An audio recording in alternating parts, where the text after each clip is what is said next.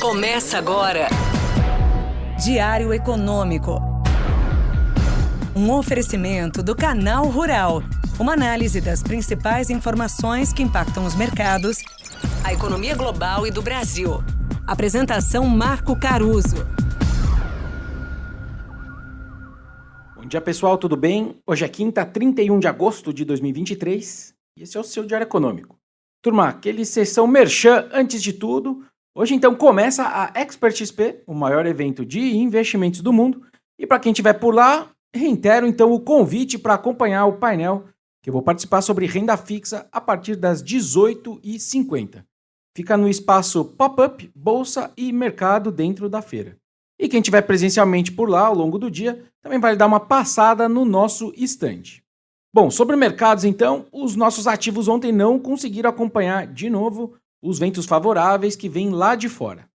Repassando então primeiro o Price Action lá de fora, mais uma vez o gatilho foi o famoso tá ruim, mas tá bom. Os dados americanos vieram mais fracos que o consenso esperava, tanto mercados de trabalho quanto o PIB, e isso se somou aos outros sinais de que a atividade está dando uma esfriada e acabou alimentando então as esperanças de que o Fed não sobe os juros de novo esse ano. O S&P 500 e o Nasdaq, as bolsas, subiram perto de 0,5%, os rendimentos do Tesouro Americano caíram e as commodities em geral subiram. Mas por aqui tudo piorou depois de uma sequência de notícias ligadas à dobradinha fiscal / Brasília. Primeiro, teve a confirmação de que as contas públicas ficaram 35 bilhões de reais no negativo em julho. Esse é o terceiro mês consecutivo que frustra as expectativas dos analistas e relembra a gente da trajetória de deterioração das contas públicas. No acumulado em 12 meses, por exemplo, o furo nas contas já é da ordem de 97 bilhões de reais. Grosso modo, a gente está falando de 1% do PIB de déficit. Tá aí, então, o tal do wake-up call, evidenciando a complexidade, por exemplo, da gente alcançar o equilíbrio fiscal já em 2024. É aqui, então, que entra outro motivo para o dólar ter subido de volta para 4,87, a nossa bolsa ter perdido 0,7% e os juros de vencimentos mais longos terem subido mais de 10 pontos. Hoje, o governo entrega o orçamento de 2024 para o Congresso, prevendo justamente uma meta de déficit zero, como disse a ministra do Planejamento, Simone Tebet. Ela lembrou que, para isso, seria necessário achar 168 bilhões de reais de receitas novas, dando sopa por aí. Mas disse também nas palavras dela, abre aspas, eu recebi receitas suficientes para zerar o déficit fiscal, sejam já realizadas, sejam que estão por vir. O futuro a Deus pertence. Não sabemos diante do imponderável.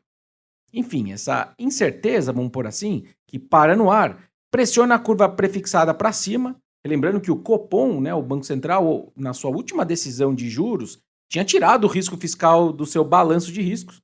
Isso acaba pesando nos setores da bolsa mais sensíveis a eles, aos juros, como o setor financeiro, consumo, telecom e tecnologia, que justamente caíram ontem. Por fim, teve também uma outra notícia que é pouco citada aí, mas que para mim reduz a clareza dos mercados sobre o cenário. Naquele contexto de reforma ministerial, para contemplar os partidos ditos de centro, depois que a turma lá andou com as pautas no Congresso, o ministro do Desenvolvimento Social, Wellington Dias, disse ser contra fatiar o seu ministério. Diz o noticiário que o PP, partido do Arthur Lira, mira a pasta dele e uma das possibilidades estudadas pelo Planalto é justamente dividir o ministério em dois. Dias, então, ficaria com o Bolsa Família e os programas de combate à fome, só que ele cederia a assistência social para os novos aliados. O Lula se reuniu ontem com os líderes do governo no Congresso, o José Guimarães e o Jacques Wagner, além do ministro Alexandre Padilha, para tentar resolver esses impasses.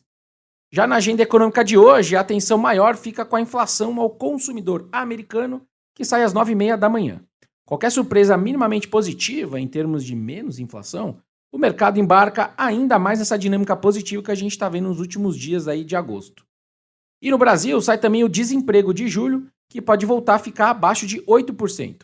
Ontem, a criação de vagas formais do CAGED ficou exatamente em linha com as nossas projeções e confirmou o cenário de desaceleração bem gradual do emprego, ainda bem em níveis saudáveis. A gente está falando de algo perto de 1,5 milhão de saldo líquido estimado, de criação de vagas para o ano de 2023. Quando eu falo líquido, é admitidos menos demitidos. Ou seja, um número bom historicamente. Por hoje é isso, turma. Bom dia, bons negócios e sorte sempre!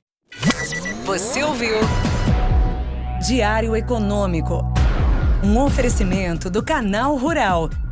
Uma análise das principais informações que impactam os mercados, a economia global e do Brasil. De segunda a sexta, às 6 da manhã, no Spotify e YouTube.